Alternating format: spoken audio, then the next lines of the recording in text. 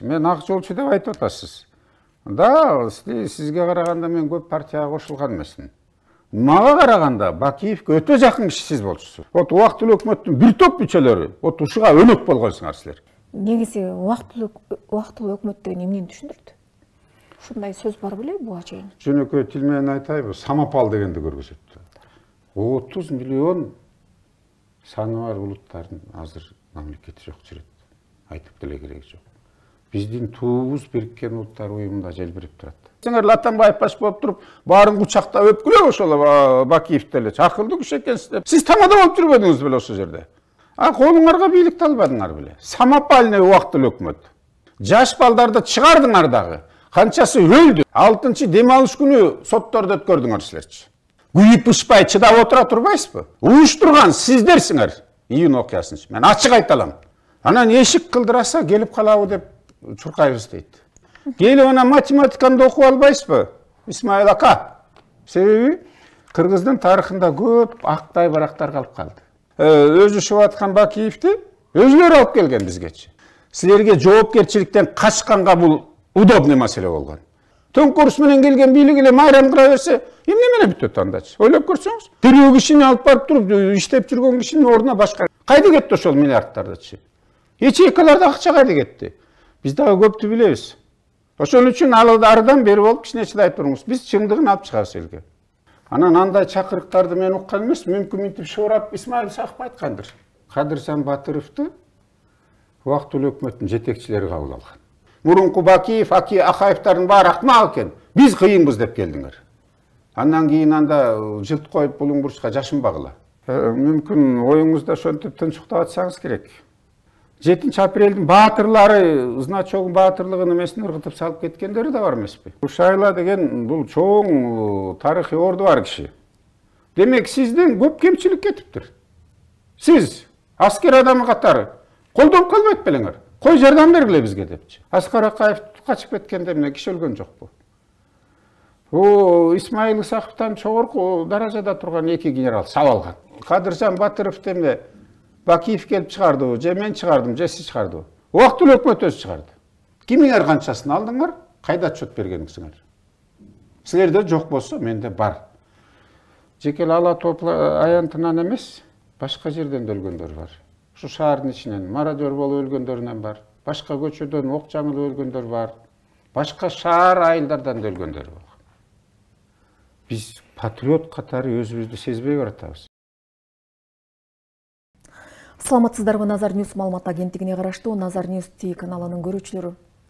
2010-жылдагы июнь окуясы бир гана борбордук аз эмес, дүйнө жүзүндө чоң резонанс жаратып келген.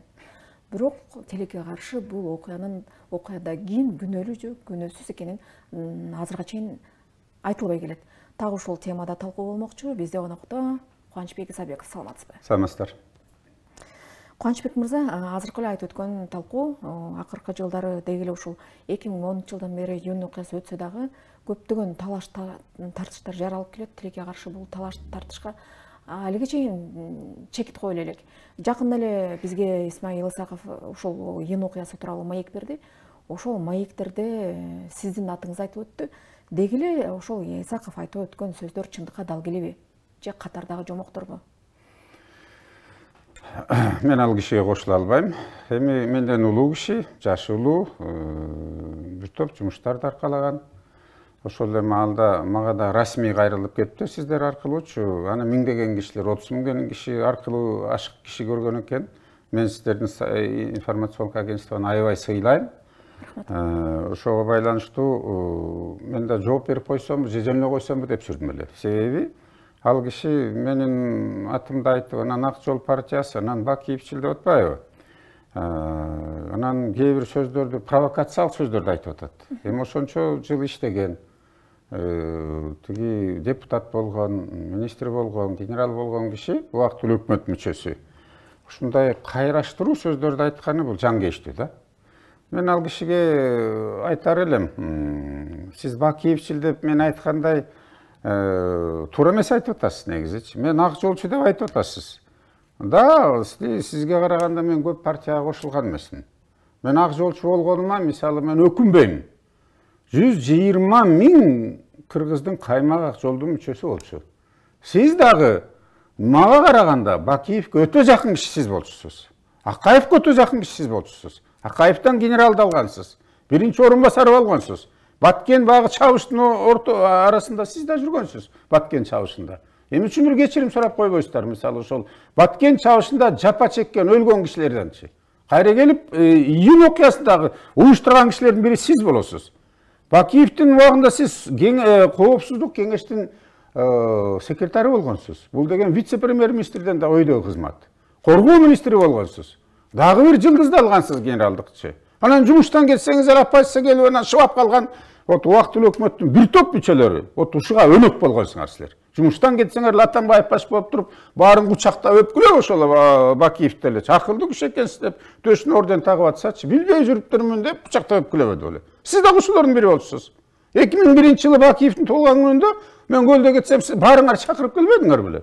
Мен жумуш таштап кетип баратсам десемчи, болду силер менен десем. Сиз тамада болуп жүрбөдүңүз беле ошол жерде? 100 грамм сунуп закуска алып койгула, жеп койгула депчи. Аны унутуп калдыңызбы депчи. Уят эмеспи сакалдуу башыңыз менен негизи элди журтту бөлбөшүбүз керек, саясатчылар. Сен Акаевчыл, сен Бакиевчил, сен Отунбаев, сен Атамбаевчил деп жүрүпчү. Мына бүгүнкү күндө анда сиз да Сооронбай менен да чогуу жүрдүңүз керек болсочу. Жоопкерчиликти сезишиңер керек. Мына бир журналист кесиптешиңиз Кыргыз телевидениесинен барып туруп, Аскар Акаевден, Курманбек Бакиевден интервью алды, чынбы?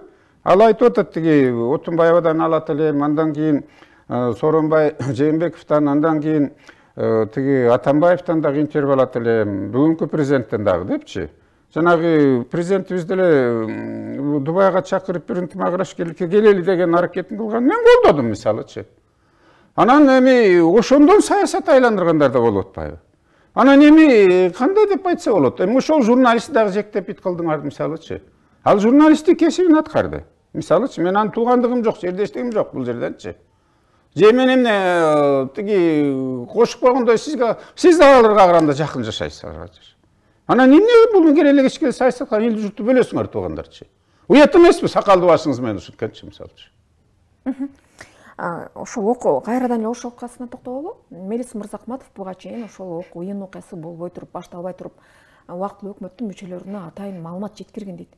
Ошол боюнча дагы айтып өтүптүрбү? Мен эки тараптуу, эки бири тиги жакты да бул жакты деп кыйыт өткөндө, бул сөзүн кандай түшүнсөк болот? Бул да провокация деп айтам. Ошол убакта дейт, ошол кишилер эки жакка тең иштеген дейт. Тияка дагы дейт, бияка дагы дейт. А колуңарга бийликти албадыңар беле? Самопальный убактылуу өкмөт. Ким сүйлөдү эле силерди?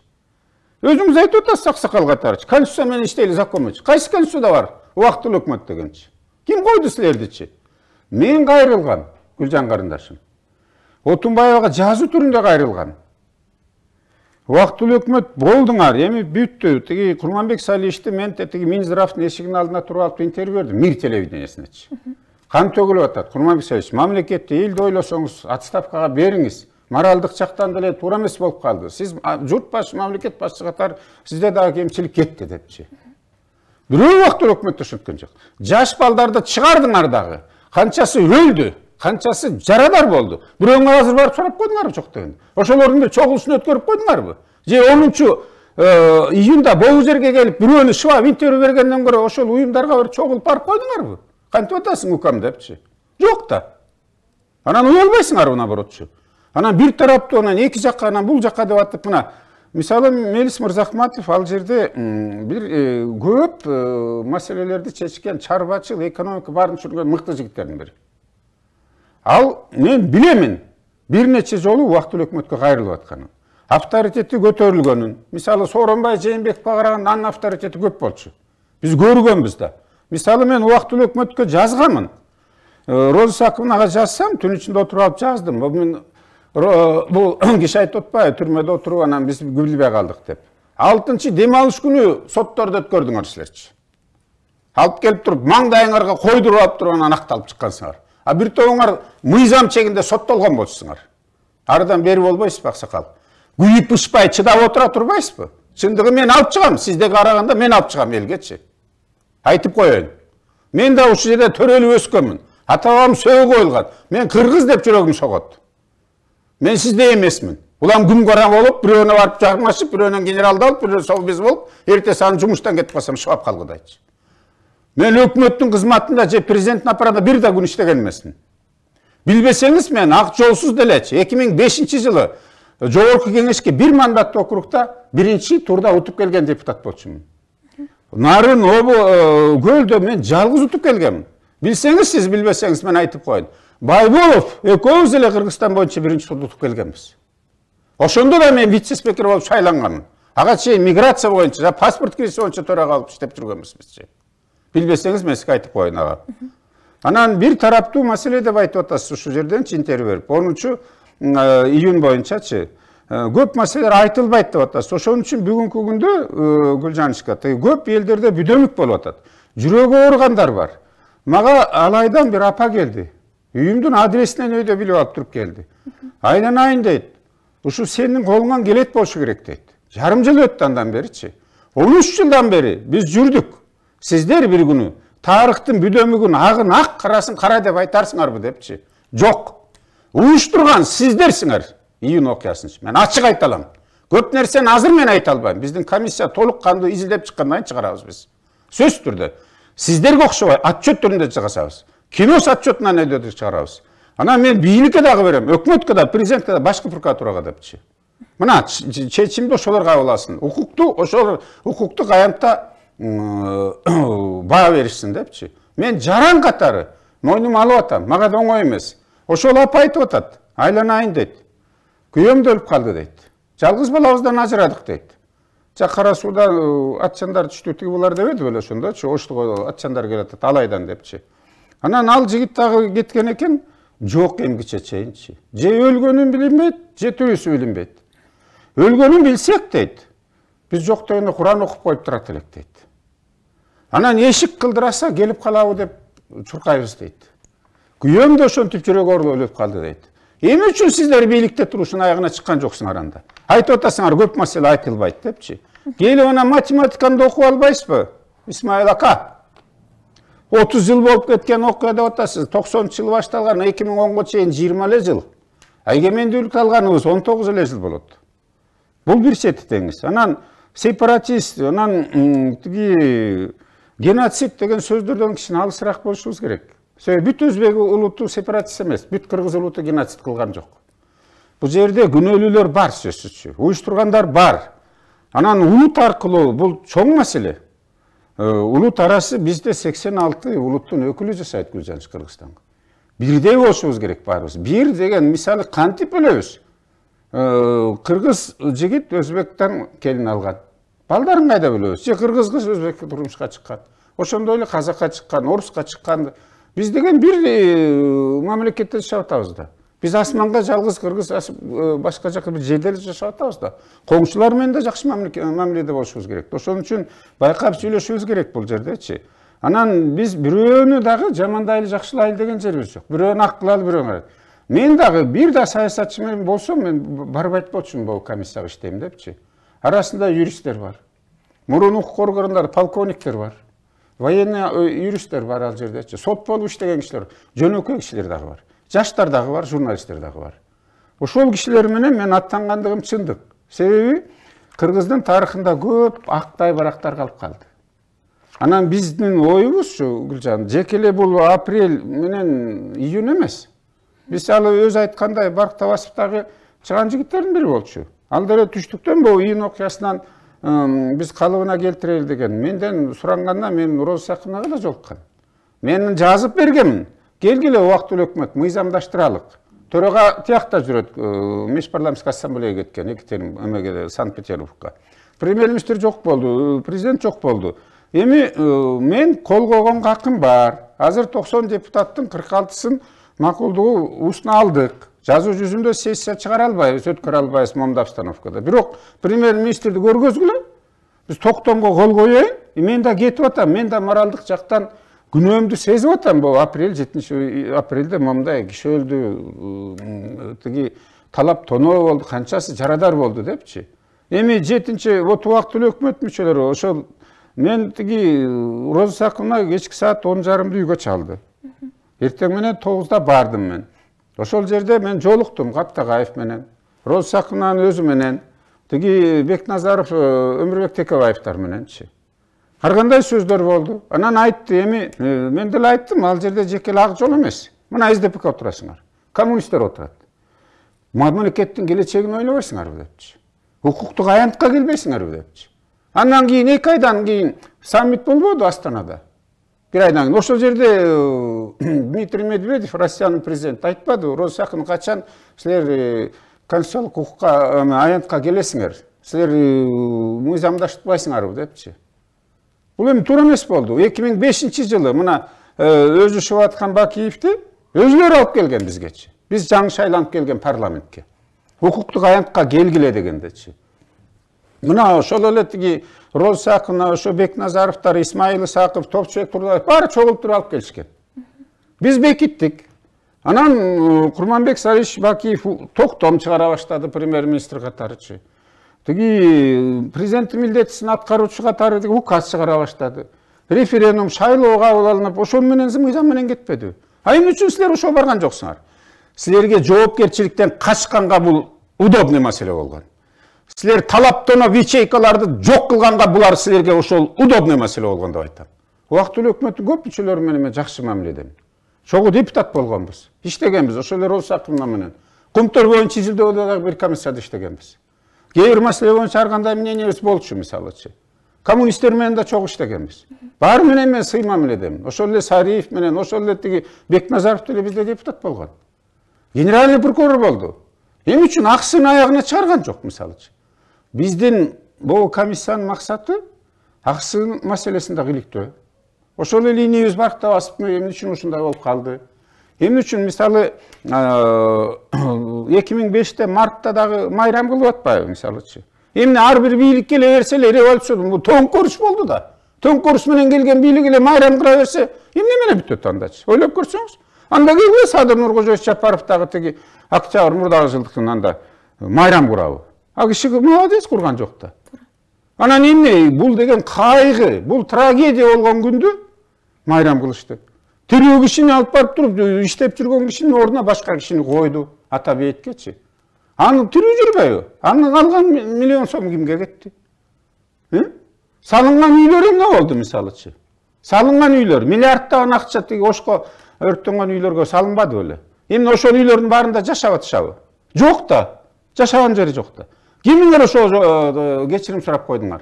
Кайда кетти ошол миллиарддардычы? Ячейкаларда акча кайда кетти? Биз дагы көптү билебиз. Азыр бирибизге тийишпейлик, Исмаил Сакыч. Макулбу? Мен деле билем, сизди да жакшы билем. Жеке өзүбүзгө дагы тийишпейлик мындай мамлекетти ойлосоңуз. Кадыр барктуу сый жүрөлүк. Мен да көптү билем, сиз жөнүндө үй бүлөңүз жөнүндө делечи. Антпеңиз. Чыдай туруңуз. Бирөөнүн таманында жер өрттөнбөй эле сиздики башталып атат өрттөнүпчү. Ошон үчүн ардан бери болуп кичине чыдай туруңуз. Биз чындыгын алып чыгабыз элге. Андан кабатыр болбоңуз. Кубанычбек Сатындыч, Кыргыз Республикасынын экс-президенти Курманбек Бакиевдин ошол июнь окуясында түндүк менен түштүктү бөлүп алат деген сөздөрдү айтып өттү. Дээрле ошол сөздө чындык барбы? Ушул суроо коомчулукка да кызык болсо керек. Анткени ушул июнь окуясына Курманбек Бакиевди да күнөөлөшүп келет. Бул эми бир чети жомок дейм. Экинчиден убактылуу өкмөттүн бирөөнүн дагы мындай сөзүн уккан эмесмин мындайлычы. Мен деле ушул жерден жазгам, Роз Сакына деп кайрылып дагычы. Биз да 10-15 жыл саясатчы чогулуп алып баралык, өз каражатыбыз менен эле бизге жергиликтүү бийликтен мишайт этпесе биз да элдик ынтымакты чакыралы деп да кайрылганбыз. Кой тургула деп коюшкан да. Анан андай чакырыктарды мен уккан эмес, мүмкүн мынтип шурап Исмаил Исаков айткандыр. Белоруссиядан туруп ошол жактачы. Анан мен авторитеттүүмүн, тигүү деп эле өзүм мактап атпайбы. Анда келгиле баатырлыкты сизге да берсин, барыңыздарга берсин анда. Андай бөлүү жарууну токтотуңуздар. Эзелде андай сөз болбошу керек Кыргыздачы. Бул адамдын денесинен адамды экиге бөлүп койгонго бар. Түндүк түштүк деп айтканчы. Ошо сизге окшош саясатчылар ушул сөздөрдү баштайт. Мисалы менин карындашым, кичүү карындашым өзгөнгө турмушка чыккан. Бир келиним Каракулжадан, дагы бир келиним өзгөндө. Дагы жээним турмушка Айдаркенге чыккан. Бир келинибиз Испанадан болот. Кантип сиз бала чакасын бөлөбүз? Айланайындар. Унутуңуз андайды таштаңыз эзелде сөз кылганыңыз анычы. Сизге туура эмес кылса, сотко бериңиз ошо Бакиевди ушинтип айтпадың беле депчи. Эмне элдин башын оорутуп атасыз мындайчы? 13 жылдан кийин келип алып туруп ушуну мен ушу келбейин дедим эле Гүлжан. Ушу сөздөрүн угуп алып туруп анан келдим да. Түндүк түштүк революция федерациясын куралы деп эмнечи. Мүмкүн сиз кызыктар болсо ошон үчүн ошону айткан сизчи. Исмаил Исаков өз маегинде биз ызычуудан кийин мамлекетти бутка тургуздук, референдум өткөрдүк, тынчтандырдык. Биз ушул кыска убакыттын аралыгында тынчтандырганга дүйнө жүзү суктанды деп айтып атпайбы? Бирок ошол эле учурда китепке жазылып атат, ош окуялардан кийин түштүктөн чыгып кетип жаткан эмиграциялык агымдын күчөгөндүгүн белгилеп, Россия Федерациясынын Ош шаарындагы генералдык консул Барсуковго шилтеме берүү менен төмөнкү маалыматтарды билдирет. Июнь айынан кийин эмиграцияга арыз бергендердин саны 40-50%га көбөйгөн депчи. Бул чындык. Эми өзү да айтты тиги бул интервьюсундачы, убактылуу өкмөт эми кабыл алып жүргөн депчи. Ошол эле Кадыржан Батыровду убактылуу өкмөттүн жетекчилери кабыл алган. Өзүлөрү көкүткөн. Сен Инамжан губернатор болосуң, сен министр болосуң депчи. Өткөрүп аткан митингдеринде жанында жүрүшпөдү губернаторлорчу. Эмне бир замечание кылып койгон жок. Токтот депчи. Бизде бийлик жок болчу дейт. Силерде бийлик бар болчу, өзүңөр алдыңар милдеттемени. Биз калыбына келтиребиз. Мурунку Бакиев, Акаевдардын баары акмак экен. Биз кыйынбыз деп келдиңер. Андан кийин анда жылт коюп булуң бурчка жашынбагыла. Мен сот эмес, мен прокурор эмесмин сиздергечи. Просто ар бирибиз өзүбүздүн жоопкерчилигибизди сезишибиз керек. Мамлекеттин алдында дагы. Бул жерде бала бакырабыздын мектепте окуганга кандай чындык менен окутушубуз керек? Кандай чындык менен? Ошол калп сөздөр менен, калп китептер мененби? Биздин максат, мисалы мен бул Исхак Разаковдун бала кезимен бир топ эмесин окугам мектептен дагычы. Мен анда саясатта жок болчумун. Бирок ал кишинин сөөгүн аларда өкмөткө кайрылып атып, бизнесмен катары бар. Өз акчам менен баргам. Ал жерден жанагы Аскар Шадиев депутат болчу, анан өтүп кеткен Кимсанбай Ажы муфтий болчу. Ошол кишилер менен бардык. Нанаев деген кишибиз бар эле, аксакал ады өтүп кетти. Кыргызстандын элчиси болчу, Россиядагычы.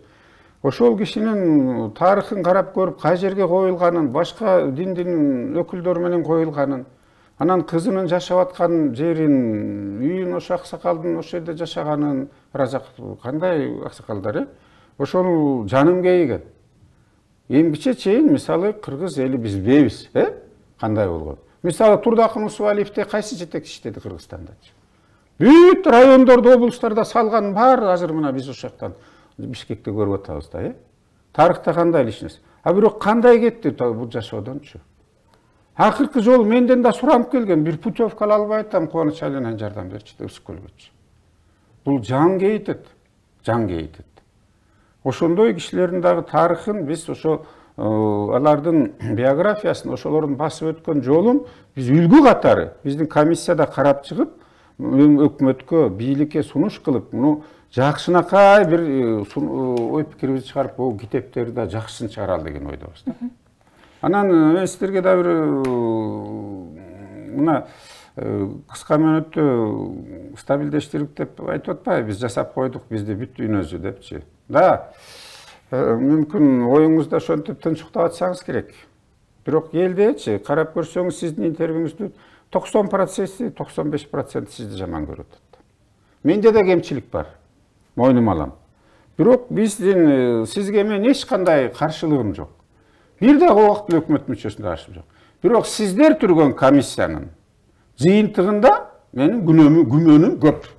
Убактылуу өкмөт мүчөсү мен сыйлаган Абдыганы Эркебаевич төрага болгон. Бирок ошол кишидеги материалдардын баары чындыгы чыктыбы? Мен ал киши менен да сүйлөшөйүн деп жүрөм. Жолугам. Анан эл аралык комиссияда түзүлгөн Гүлжанчык. Андан кийин Атамбаев ушу силер бийликте турган кезде тиги парламенттик комиссия түзүлгөн. Ал комиссиялардын дагы материалдары толук массалык маалымат каражатка чыккан эмес, башкасын айтпагандачы. Ал жерде мындай ар кандай көз карандыштар болгон. Анан бизде дагы бир топ материалдар бар. Бүгүнкү күнгө чейин сунуш пикирин айткан кишилер дагы бар. 7 апрелдин баатырлары, значогун баатырлыгын эмесин ыргытып салып кеткендери да бар эмеспи? Анан ошол жана Алиязбек деген кыргыз эл баатыры болду эле жигит, жакында эле доктурда жатып чыкты. Аябай кыйналып жүрөт ал жигит дагычы. Аны деле иштеттиңерби, жаштар министрлигин түзүп коюп турупчу. Алдап койбодуңарбы? Алдап койбодуңарбы? Же ошол доктурда жатат, азыр мына дагы кыйналып жүрөт. Бир сураган киши барбы? Куугунту табадыңарбы аны дагычы? Жумуштан албадыңарбы бүткөндөн кийинчи? Бийликте өзүңөр бөлүп албадыңарбы? Эми ушуну айтса, сиздер жаман көрөсүңөр, конечно. Конечно, жаман көрөсүңөр. Былыгыбыз чыкпасын деп өзүңүз сакалды башыңыз менен келип интервью таратып атасыңар. Чыдап кое тургула. Сиздер менен да мен сүйлөшкөнгө, пикир алышканга даярмын. Комиссиябыздын баары суранып атат, силер менен жолугат элек депчи. Макул болсоңор, жашыра турган эчтекеңер жок болсо, биздин эшик сиздерге ачык. Андан кийин Рушайланы кабыл алдым деп атасыз да. Рушайла деген бул чоң тарыхый орду бар киши. Чоң военачальник болгон, Россиянын чоң кызматтарында иштеп жүргөн. Да, сизге может тизелеп келгендир, мен билбейм, тизелеп келчү киши эмес ал делечи. Бирок өзүңүз айтып атасыз, 9-да мен кабыл алдым эле, анан монтип сурады депчи. Алыңар жетеби деп. Сиз эмнеге ушу Коопсуздук кеңешинде эле жетектегенсиз да, секретарь болгонсуз. Андай кайдагы информация эмне болду деп сурап койсо болмок. Момча киши кырылбайт болчу андачы. Кандайдыр бир мамлекеттик сыр сакталышы керек белек ошо. Аны айтып атпайбы, мына Бакиев авиабазага каршы чыгып койгон, анан алар деле чоң мамлекет ага жаккан эмес деп да, коңшу мамлекеттерге деле жаккан эмес да. Бирок сиз Совбез секретары болуп туруп эмне айткан эмессиз ошону андачы. Андан кийин Рушайланы кабыл алыпсыз. Эми мына өткөн жылы деле Казакстанда тополоң башталганда, Россия, Кыргызстан, Тажикстан, Өзбекстан куралдуу күчтөрү барып сактап калбады азыркы бийлигинде элечи. Ошондо сиздер кайрылсаңар болбойт беле. Болот эле да. Ал киши андай информация берип атса, сиз эмне билген жоксузбу, сурабайсызбы? Силерде кандай, бул кайдан келди информация? Мына Каптагаев мырза да айтып атат, 4 генерал жүрдү ошто, Рушайла менен мен да жолуктум депчи.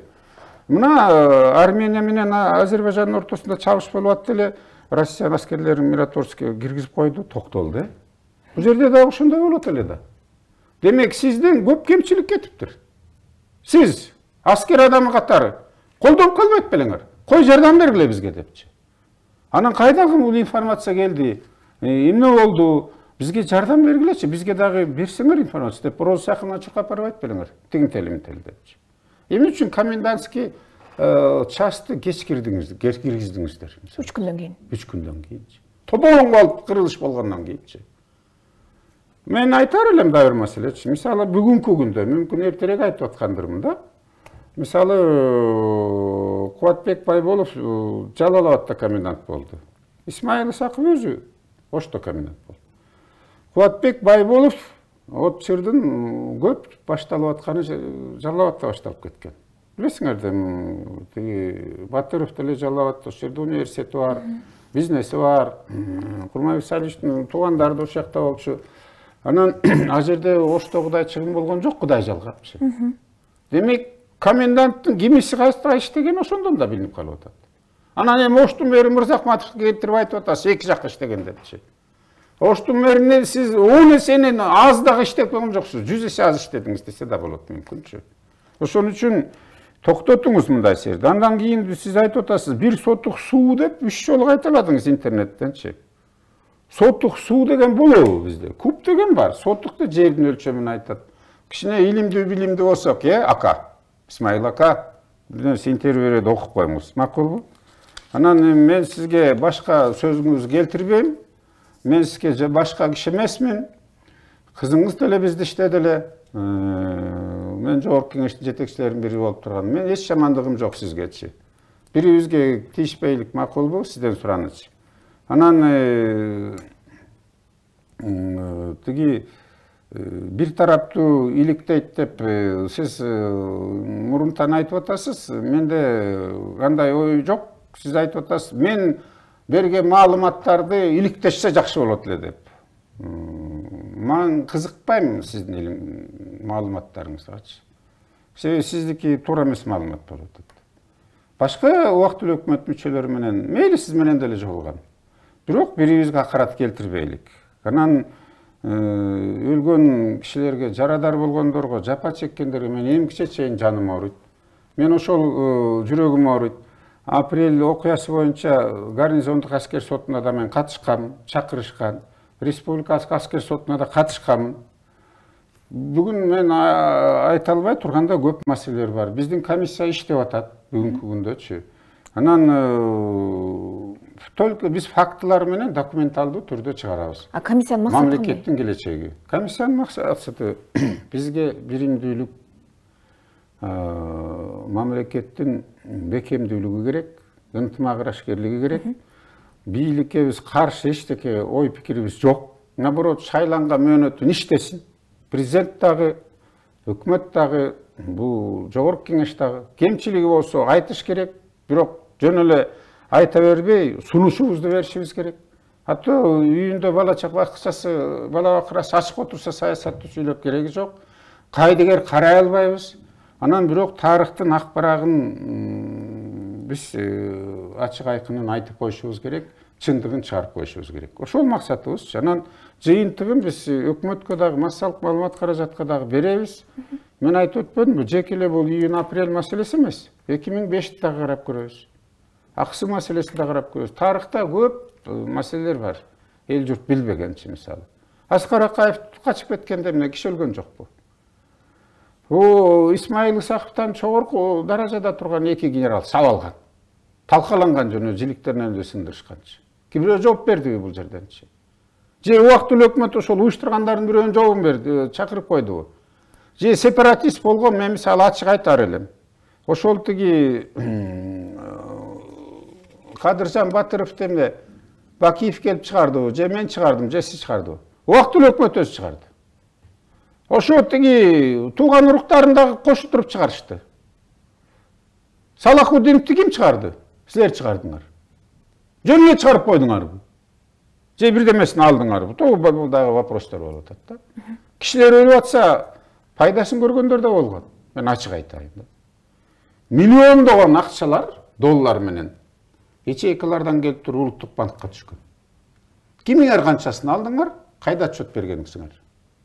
Силерде жок болсо, менде бар. Ошол материалдарды мен чыгарам сөзсүз түрдөчү. Эмне үчүн эч кандай учету жок алгансыңар? Кимиңер канча алдыңар? Эмнеге багытталды алчы? Чөнтөгүңөр көбү, же эмнеге? Элге ачык айтып койгула. Мен убактылуу өкмөт эл душманы деп айта албайм. Арасында белгилүү жакшы кишилер бар. Иштеген. Кемчилик менде да бар, сизде да бар, аларда да бар. Бирок азыртадан эле чычалабай чыдап туруңуз, урматтуу Исмаил Исакович. Чыдап туруңуз. А мен калыпты чыгарсам, сиз мени сотко бересиз сонда. Макулбу? Ошондой сүйлөшөлүк. Кубанычбек Сатындыевич, бул ошол окуясы көптөгөн адамдардын көз жашын алды. 400дөн ашуун жаранга болду. 35 адамдын дайыны азыркыга чейин жок. 3000ден ашуун имараттар өрттөлдү. Деги эле ушул 2010 жылдагы этностор аралык кагылышууга кимди күнөөлөйбүз? Азыр бул тарап тиги Бакиевди күнөөлөсө, тиги тарап убактылуу өкмөттү күнөөлөйт. Бул деген ким күнөөлүү?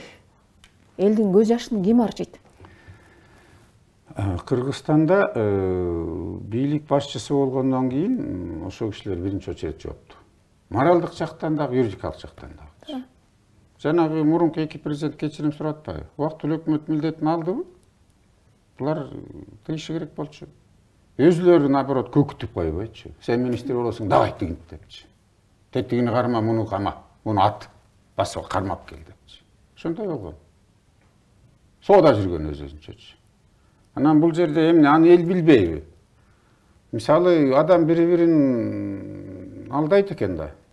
Өзгөчө саясатчылардын арасында да бар да. Бирок адам өзүн эч кандай алдай албайт. Кудай деген бар да. Ошон үчүн арыдан бери бололук да, кичине туугандарчы. Менин оюм бул биздин мамлекеттин бекемдүүлүгү, биримдүүлүгү, тынчтыгы керек. Анан мен азыркы бийликтерди менен да жолуга элекмин. Бул маселе боюнчачы. Кээ бир ойлоп атат. Булардын проектисиби депчи. Кудай алдында айтайын да. Бул куттуу жерде айтайын. Мен жолуга элекмин ал кишилер менен дагычы. Ошол эле Садыр Жапаров менен же Камчыбек Ташиев менен мен жолуга элекмин.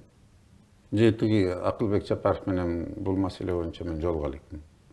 Чакырышса барам, мен түшүндүрүп айтам. Бирок тиешелүү органдарга мен жолуккам, айткам кызматкерлерине дагычы. Биздин максат момундай. Аркабыздан шимшибей эле койгула депчи. Ошондо эле көрүп атам, билип атам. Мен алардын кызматы ошондо мен таарынбайманчы. Анан бирөө каржылаган жери жок. Бизге деген жардам берели деген, керек болсо финансылык жактан деген эл көп. Бир топ эмеден айтып берип атат. Микрофонго айтып атышат. Бир топ коркуп атат. Коркуп атат. Себеби биздин күндө тилекке каршы мындай фактылар бар. Коркутуу, үркүтүү, уруп согуу, жанчып кетүү, мындайлар болуп атпайбы? Ошол июнда, ошол 7-апрелде жоголгон көп куралдар бар. А курал эртеби кечпи ок чыгарат. Тилекке каршы аны издөө токтоп калган. Толук табылган эмес. Ал тургай чет элдик куралдар да колдонулган. Муну ачык айтыш керек. Мен аскер адам катары айтайын да. Биздин куралдуу күчтөрдө жок куралдар атылган. Аркасынан да бир топ атылган. Траектория пуля деген бар. Анан ошол өлгөн кишилердин баары ойлоп көрсөңүздөр, иликтелдиби? Жок. Болгону 17 уголовный иш козголгон. 87 кишинин. Калгандарын эмне үчүн убактылуу өкмөт козгогон эмес? Себеби да бар анын. Себептерini бирөөнү мен айтып коеюн, эми жыйынтыгы чыга элек болбосо дагычы. Жекел ала топ аянтынан эмес, башка жерден да өлгөндөр бар.